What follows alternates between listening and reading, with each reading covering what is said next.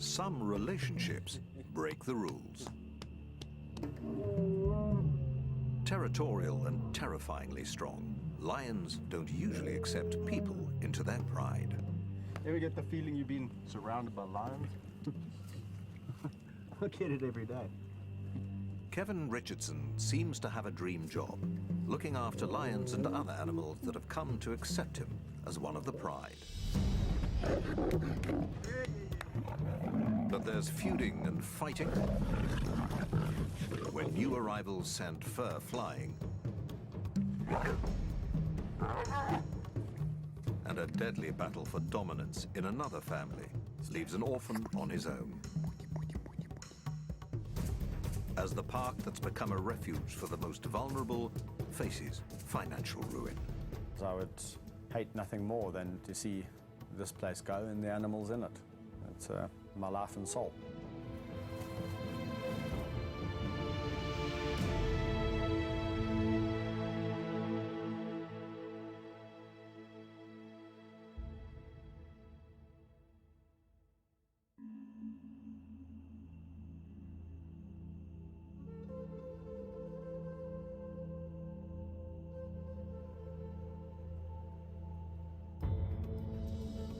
The private wildlife sanctuary, dubbed the Kingdom of the White Lion, covers almost 7 square kilometers.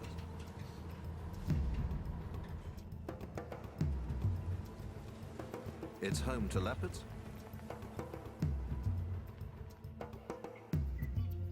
hyenas, and lions. One of the largest and most impressive prides in the park is dubbed the Big Kings.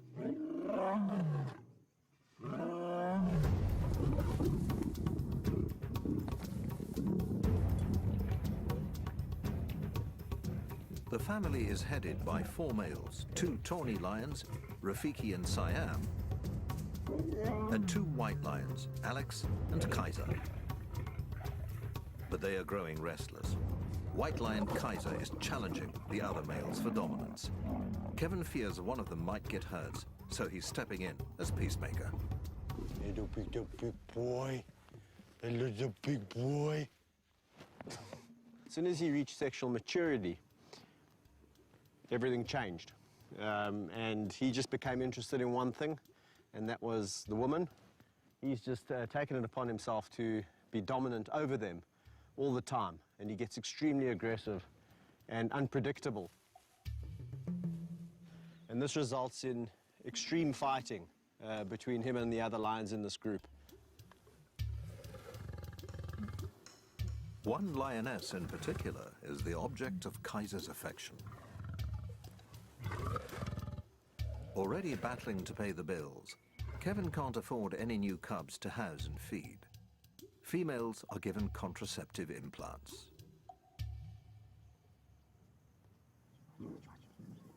But males still retain their natural mating instincts. Unable to satisfy these natural urges can make them tense and frustrated. Kaiser needs a new home before his frustrations lead to violence. It's only a matter of time before we land up with someone or some lion being killed in this group, or exorbitant vet bills, because the lion's got half his face hanging off. And that's the reason why we're going to have to move him on.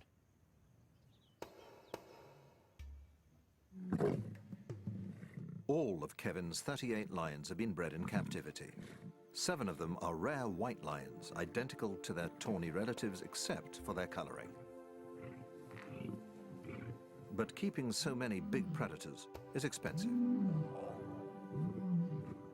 To run a park of this nature, you are looking in the region of around about $15,000 to $20,000 a month. And that's just maintenance, anti-poaching patrols, staff, keeping the electric fences clean. You got your little magic pliers. You know, feeding the lions, watering the lions, making sure they've got proper veterinary health care. They've been de-ticked. Vehicles, petrol, fetching food. It's a big job. People don't realize what a mammoth job it is, taking on, looking after a lot of lions, you know, not just one lion, it's, you know, a lot of mouths to feed. Kevin helped to set up the park as a giant film set for a movie about a white lion. It was his job to look after all the animals on set.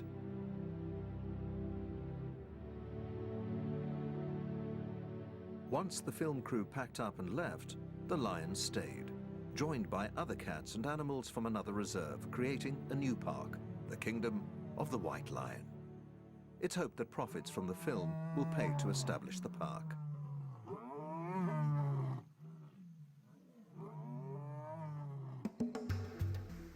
Managing the reserve is a full-time job that includes caring for animals from the time they're born.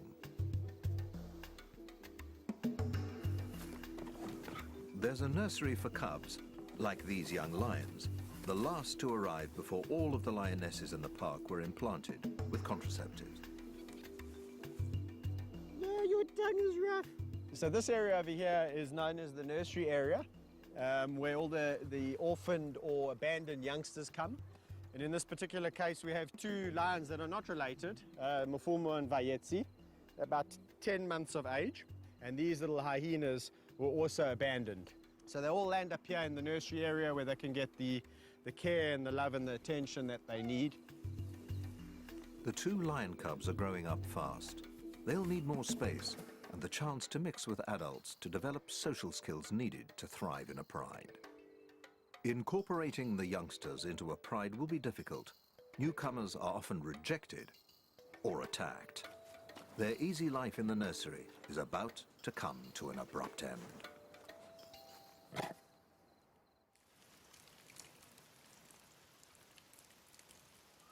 Such care costs money, around £12,000 a month. Kevin and his backers need the White Lion film that was shot here to make money.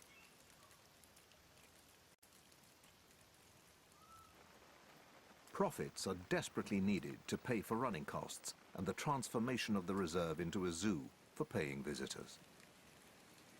If the cash they need doesn't start to flow in, the park and its inhabitants face an uncertain future.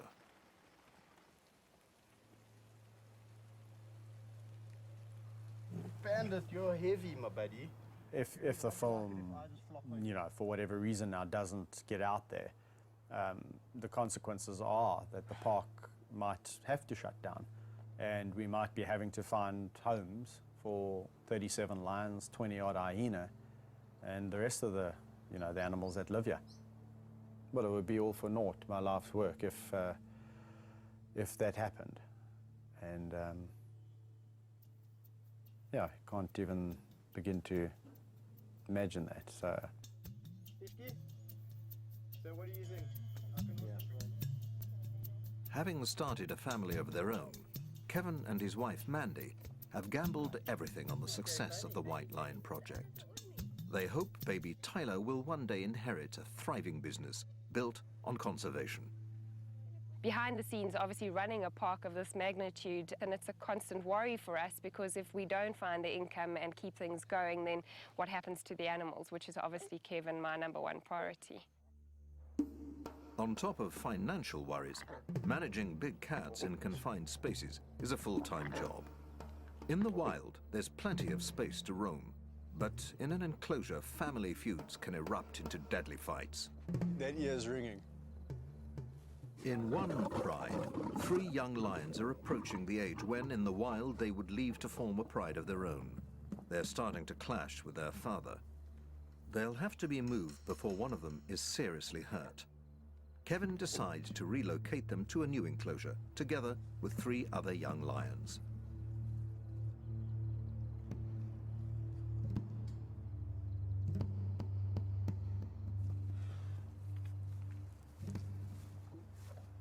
Having hand-raised and spent intimate time with all of his big cats, Kevin has a good insight into which of them should get along together. But in this case, there's an added complication. I'll tickle you to death. I'm gonna tickle you A hyena that thinks it's a lion. Spunny, the hyena, has grown up with 3 of the young lions from the time he was born.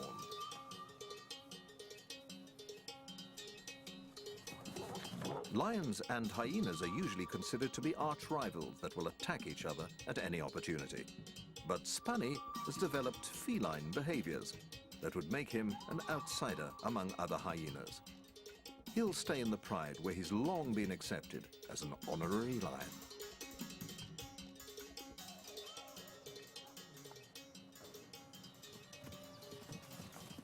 With the lions, actually, he lives a pretty cool life. He's one of the pride. They live a very lazy life. They're both very social animals. Best of mates, in fact. Let's go. But three newcomers are joining the gang. It remains to be seen how they'll interact with a pride member that looks suspiciously like a hyena. We're going to release them today, see how it goes today, especially with Spunnies, the hyena. And depending how it goes by 2 o'clock, 2 o'clock's the feeding time. If it's all going well, we'll feed them together. If we suspect that it's a little bit awkward and things aren't going so well, then we'll maybe remove them and take them back.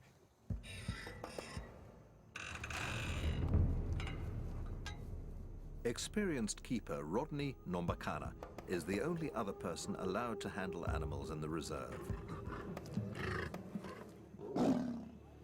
Young lions are notoriously unpredictable. As the two groups meet and establish a hierarchy, nervous tension can easily turn to aggression. When they fight like that, and I mean, it makes a lot of noise, and to a human being it seems very scary.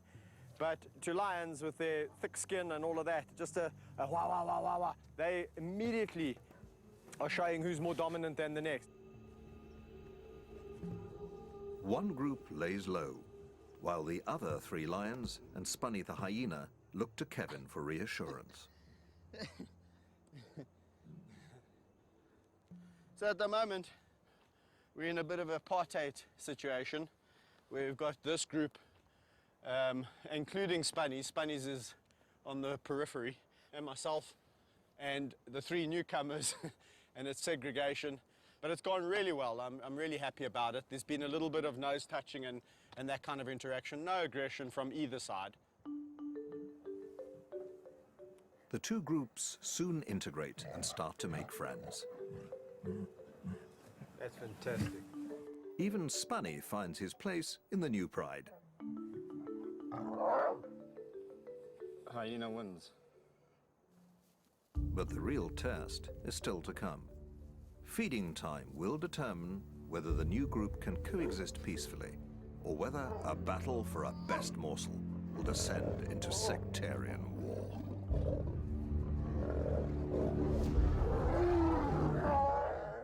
Rivalries between male lions over pack dominance rage across the plains. But only one can be crowned the king. Lion Ganglands, tonight at 8 on Nat Geo Wild.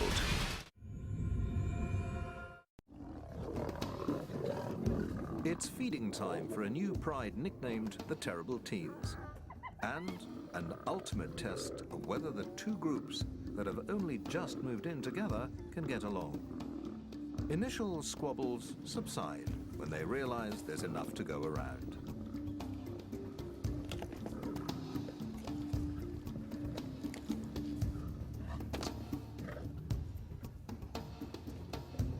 Bizarrely, the new pride includes Spunny the hyena, raised with lions since birth. He thinks he's one of them, and has been accepted as such. Lions, like people, have individual personalities that can clash when different groups are brought together. The Terrible Teens seem to be getting along just fine. But elsewhere in the kingdom of the White Lion Reserve, another big cat is lonely and left out. Thor was a star of a film shot in the park. The film that manager Kevin Richardson hopes will help pay for a plan to turn the reserve into a visitor attraction. Income is desperately needed to pay for the care of animals like Thor. Lions are social animals, and Thor has been on his own for far too long. But there's a shortage of suitable companions.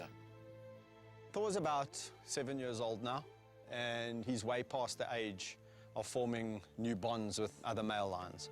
Come. So it's not an option, you know, to put a male lion with Thor. The only option really is females.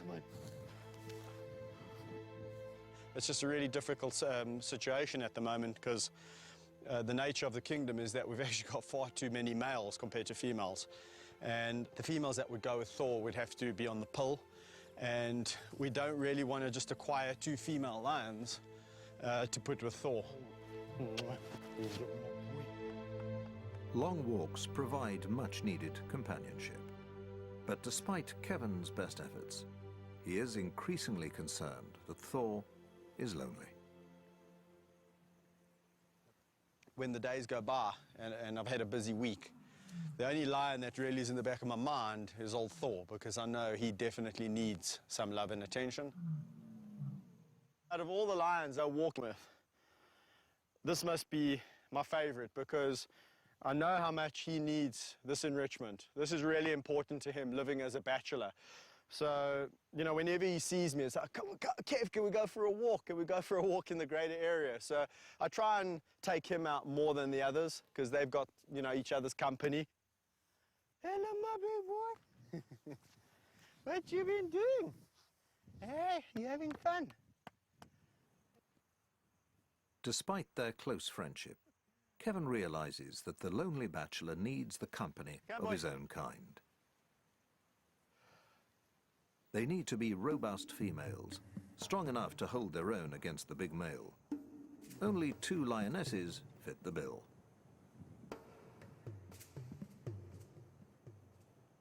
But they're already part of a stable pride, and there's no guarantee they'll get along with the temperamental Thor.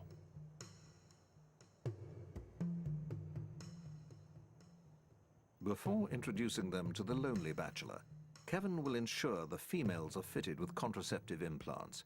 He can't afford any more cubs to feed. There's a big crew of people and everyone's excited and they just want to get excited. He's counting on the coming feature film to bring in some much-needed income. But publicity shots are interrupted by yet another creature crisis, this time in the hyena den. Civil war has erupted in one of the groups.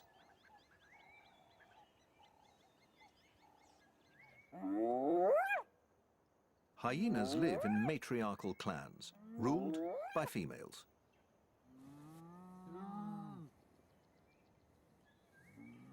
They communicate using a complex language of body movements and sounds to establish their social hierarchy.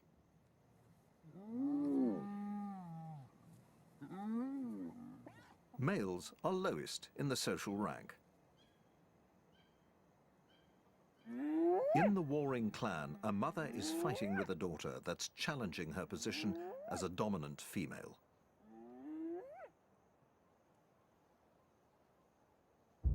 Hey, what's up with you guys? Eh? Hey, Shans? Kevin can tell that something's up in the hyena den. Hello, guys. What's the matter? You all acting nervous, eh? He's in for a big surprise. Woody? Hey, what's going on with you?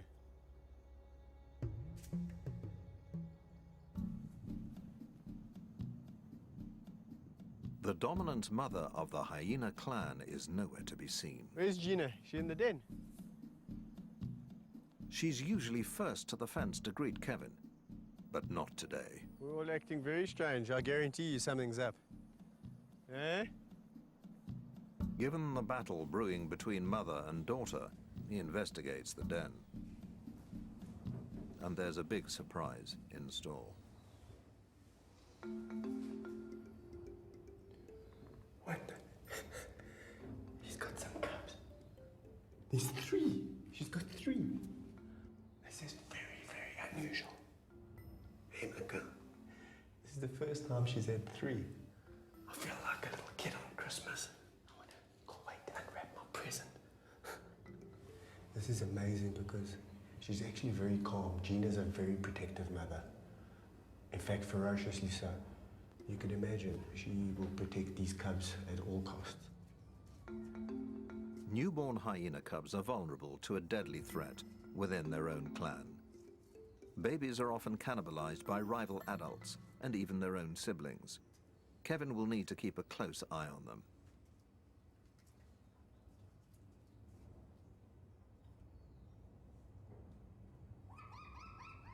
Their mother is also alert to any potential threat. Hello, boy. Sure. Hey, Mommy doesn't want me to come too close. Nice, nice, nice, nice, nice. Sure. That's nice. That's nice. Mom and Dad. Turned out to be an awesome day. For Kevin, one of the biggest rewards is watching young animals mature into adults.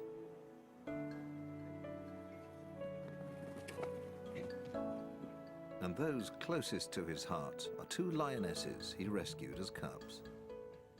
Well, over here we have Meg and Amy, probably two lionesses that I'll never have a better relationship with. Our love affair started pretty much 8 years ago when Mom abandoned them. They probably weigh in at about 180 kilograms each. But their characters are so different. Although they've had the same upbringing, the same input, the same amount of love, the same amount of discipline, Amy is a little bit more reserved, sometimes can be petulant. Meg, on the other hand, is just the most boisterous, outgoing, fun-loving lioness you'll ever come across. And that's why I can go swimming in the river with her. She's just full of confidence. If I go in the river, she wants to go in the river.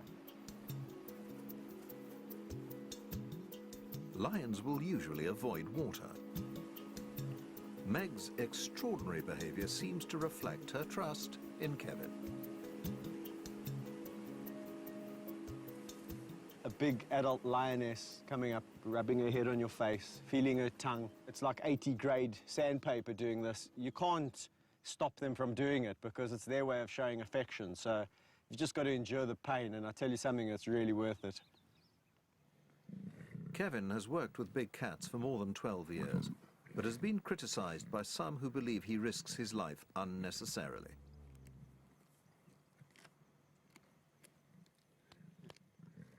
Yeah, I get criticized all the time for the way I interact with the lions. You know, a lot of people say, do you really need to interact with them that intensely? And, you know, it's the only way I really know. But Kevin believes his intimate approach to big cats from the time they're cubs is key to his success. He claims he can read their moods and personalities, what they like and dislike. He won't interact with any lions he doesn't know.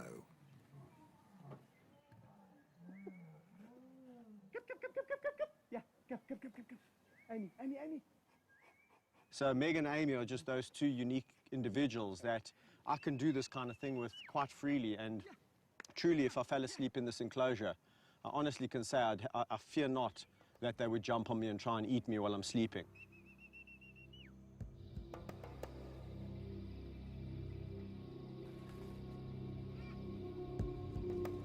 It's something he wouldn't dare to attempt with wild lions, assuming he could find any in the first place. Wild populations have declined by 80% in less than 30 years. It's estimated that there are only 25,000 left. White lions are the rarest of all and can only be found in a small region of South Africa. Kevin has been invited to discover why there are so few white lions left in the wild.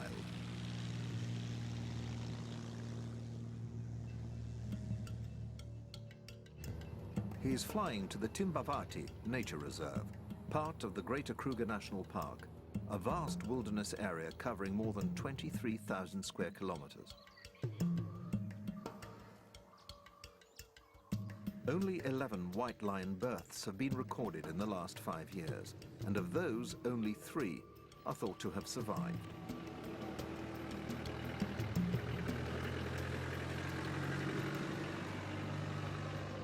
Kevin has joined Ranger Patrick O'Brien and tracker Albert Ubisi to try and find them.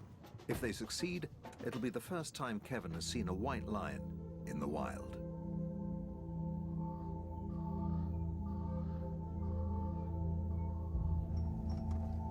So, yeah, we're not far now. We've been tracking the lions for some time now. And we know it's the group that we're looking for because we can see the adult females and we can also see the cub spur. So just, I reckon, around the corner there. Albert's told us we should expect to find some lions, hopefully.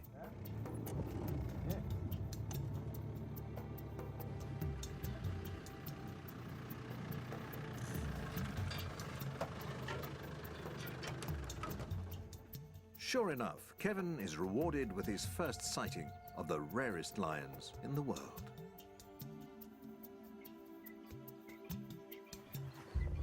This is awesome, man. Very, very good. White lions display a rare recessive gene that inhibits the production of color in their fur. But they are not albinos. Their paw pads and lips are pigmented, and often their eyes are bluish instead of the usual golden brown.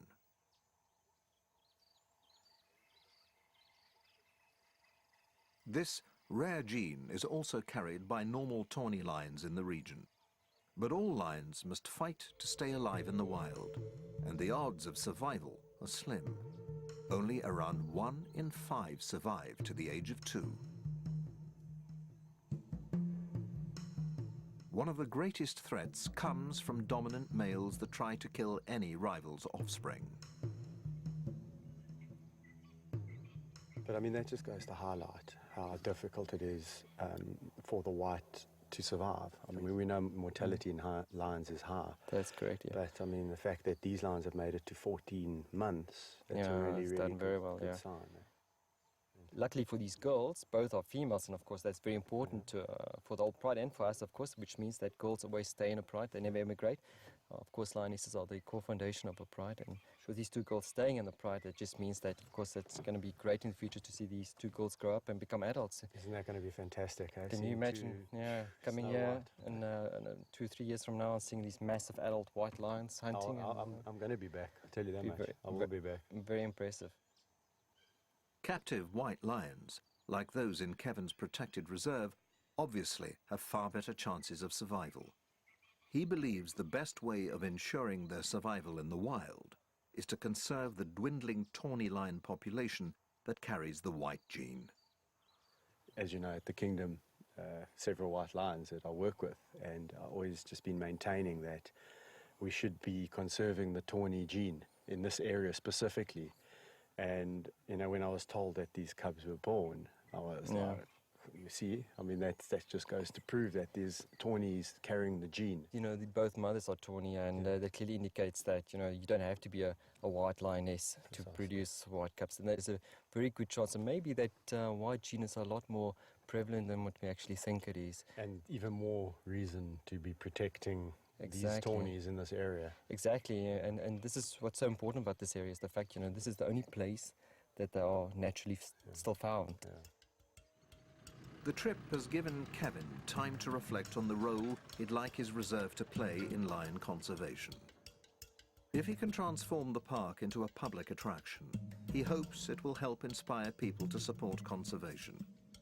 But he needs money to do it, and that depends on the success of a feature film.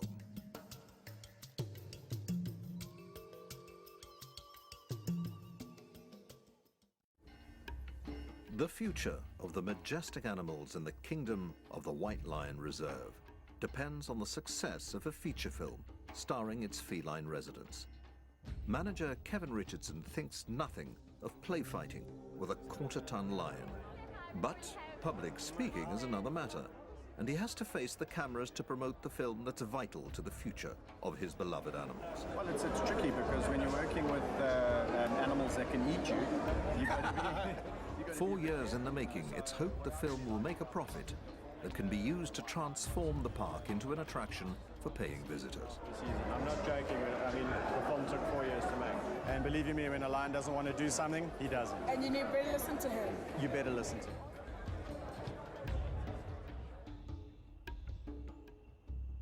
Over the following days, the movie receives its first reviews. City vibe, yeah, feline feast. 4 out of 5. The critics have been kind, but it remains to be seen whether the film is attracting enough cinema goers to turn a profit. It costs money to look after big cats like Kaiser, a white lion that's outgrowing his enclosure and ganging up on the fellow members of his pride. But there's just no room left in Kevin's reserve.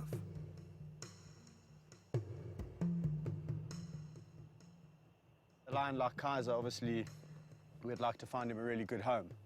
So you've got to go into, you know, the details of who's this person, how long have they been involved with lions, do they have the right documentation, what's the facility like, what's his enclosure going to be like, because he's really been used to a great life. It could take months to find Kaiser a good home. Unscrupulous overbreeding of lions in South African parks and zoos means there are already too many big cats looking for homes. Some end up in so-called canned hunts, in which they are released to be pursued and shot by trophy hunters. Kevin simply won't allow that to happen to one of his cats.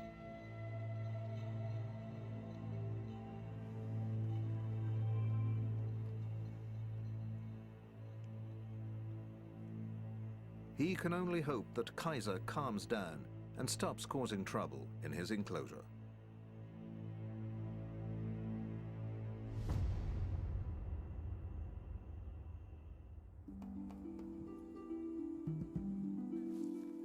In the nursery, two cubs that have grown up together are fast approaching adolescence. They'll have to be introduced into an adult pride to gain the confidence and social skills they'll need to thrive.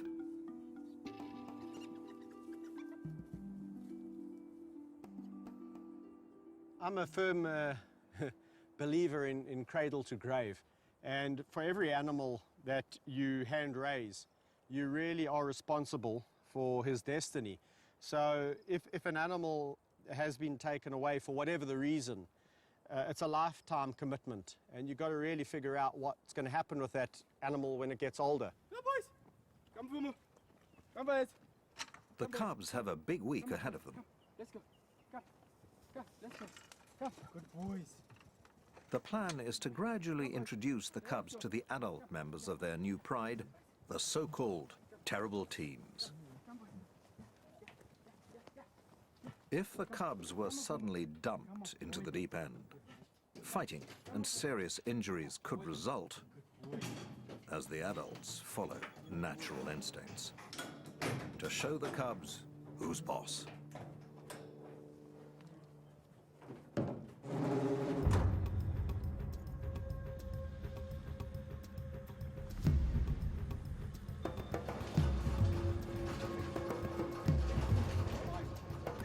Concerned that the terrible teens may gang up on the cubs, Kevin decides to split the 6 adults into 2 groups of 3. The cubs will stay protected inside their cage in case there's any trouble.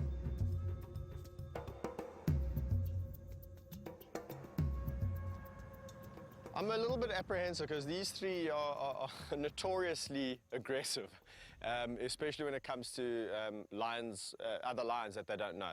But they, they speak a different language to us, so maybe they'll know something that we don't. Maybe Mafuma and Vayetsi, being smaller and younger, will just submit. If that happens, it's fantastic. If it doesn't, we'll have to conjure up another plan.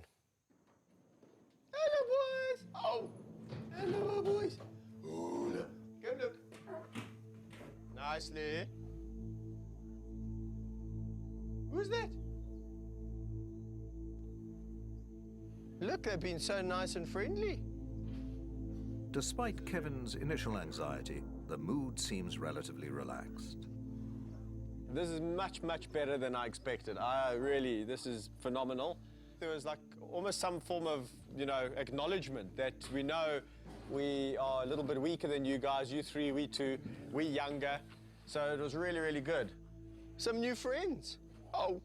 It is so tempting to release Mafuma and Vayetsi with this group because it's gone so well. But in all the years of experience, I've realized one thing: overconfidence is a bad thing. And I just think we should wait probably another 1 or 2 introductions like this before we release, because they can almost lure you into a false sense of security where you think, everything's okay. And as soon as you open this gate, it's a different story. Next, Kevin introduces the youngsters to the more unpredictable half of the terrible teen's pride. Unbelievable. Bandit. They're the oldest and most unruly trio of the group. Quickly surrounding the van, they seem to sense the new arrivals inside. Once again, the cubs are kept in the cage for their own safety. It's not the terrible teens, but one of the cubs that gets aggressive, albeit from behind the safety of a cage. Come on, be nice. Be nice. Vayetzi, why you being a naughty boy? Don't be a naughty boy. Oh, whoa, whoa, whoa, whoa. Eh? That was really incredible interaction. It went exactly opposite to how I thought. I thought the youngsters would be a lot more submissive and roll on their backs, and that these guys would show some aggression and show some authority. It was exactly the opposite. The youngsters came at them full of aggression, and these guys were completely passive. How are you doing in and amongst all of this? Kevin keeps the van open for an hour, hoping that relations will improve. Hey, Vayetzi! Okay, so I think what I'm going to do is let them all out together. We've done this a couple of times. There's hardly any interest. The only line that's really showing any form of aggression is Vayetzi. It's because he's a bit nervous. Mafumu is completely relaxed. These guys are not going to do anything bad. I think if anything, it's going to come aggression from the youngsters. These guys might give a wah, wah, wah, and it's going to be all over. So I'm going to go and let them out. Be nice. Okay. Without the protection of a cage, cub Vayetzi's bravado quickly fades into submission.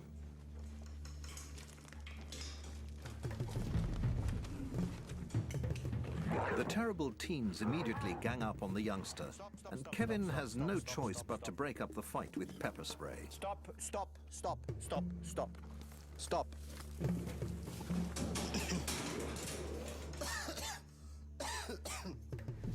I just got a hunch that it would be okay to let them all out. They're all in jolly moods, and especially the youngsters are being extremely submissive.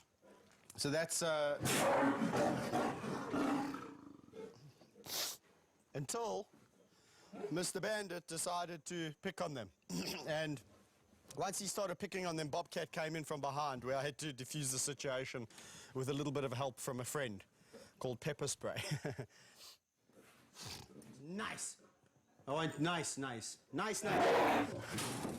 In such cases, pepper spray is used as a last resort to stop fights breaking out, protecting the cats and himself. An accidental bite could prove fatal. Kevin rarely uses pepper spray, and it's always him that suffers most.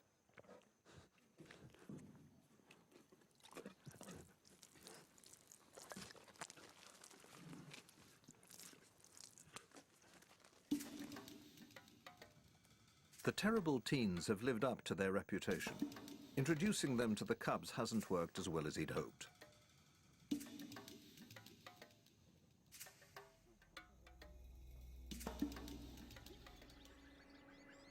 Discord seems to have spread to the hyena den, where a deadly power struggle is unfolding between a mother and daughter. Hello, Junior. Hey, Ma. How's your cub? Eh? Two of Mother Gina's newborn cubs have disappeared. What's happening? Hello, my girl. But the matriarch is out of the den and appears restless. Why are you out the den? You should be with your baby. He investigates the underground den. There's three. Hey, my girl. Hello, Gina. There's three hyenas. Hold on, I'm a bit confused here. You're not going to believe this, Oslo. That must be her cubs. I didn't even know she was pregnant. Hey, hello, my girl. Hello, Gina. Hello. The matriarch's remaining cub is still alive, but her daughter Oslo has also taken up residence in the den and given birth to 2 more new cubs. Kevin believes the daughter may have killed and eaten her mother's cubs in a battle for dominance. Yet the two seem to be coexisting peacefully enough. Kevin hopes it's the end of bloodshed in the clan. But the civil war is about to escalate. What's going on in here, guys? Eh? A mother and daughter are killing each other's cubs in a savage battle to dominate the hyena clan. My goodness, what's going on here? Eh? A total of 4 cubs have disappeared. Matriarch Gina is avoiding the den. It's a bad sign. She seems a little bit calm and friendly, and that's a bit worrying, because if she had a cub, she would be a lot more cautious and protective. The hyenas are behaving strangely. The daughter and another male are raising their tails, a clear sign of aggression. These guys are showing signs of a little bit too much aggression, and I think we should start hopping out of here, right? Kevin investigates the den that just days ago was alive with newborn cubs. Let's just see if I can entice him down here.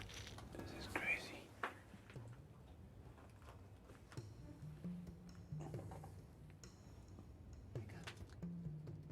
It seems that only one cub has survived the bloody family feud. If he leaves it be, chances are it too will be killed and eaten. There's definitely been some chaos on outside. I've looked everywhere, and I can't find the other 2 siblings.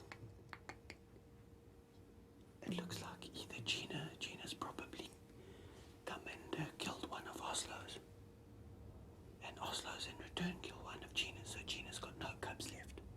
And Oslo's only got 1, and I'm just afraid that if I leave this cub here, I'm gonna have no cubs whatsoever. Goodbye. If the cub is to have any chance of survival, Kevin needs to remove it and bring it up himself.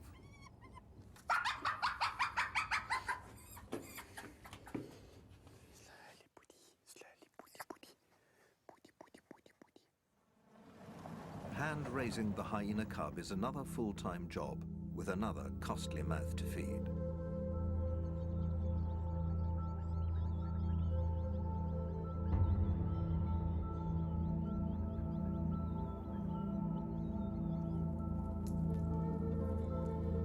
The park and its animals need cash to survive, and Kevin's pinning his hopes on making a profit from a feature film shot on the reserve. But it seems box office takings won't be enough. The park needs to be operating and basically paying for itself in about 6 months from now. And if that isn't the case, yeah, again, it's going to be quite a battle to see where we can kind of get funding from and see if we can save it. Because I would hate nothing more than to see this place go and the animals in it. It's my life and soul. Hello, Ishki. It's not just Kevin's wife and baby who are counting on the park to succeed. The big cats, hyenas, and the staff that look after them are all part of one big extended family. We've been with these animals since they were young, so they are like, we are part of their family. I don't even want to think about what it would do to me if for some reason the lions are taken away from me or I'm taken away from them. It would be, I don't know how to describe it. Mm. 12 years ago, I made a little pact with 2 lions called Town Napoleon, and the commitment was to really see them through to old age. And that's basically a lifetime commitment, and I'm not going to throw in the towel just because we've got a couple of financial issues. Like the bush trails stretching before Thor, the lonely lion, The road ahead seems uncertain and strewn with shadows under a setting sun.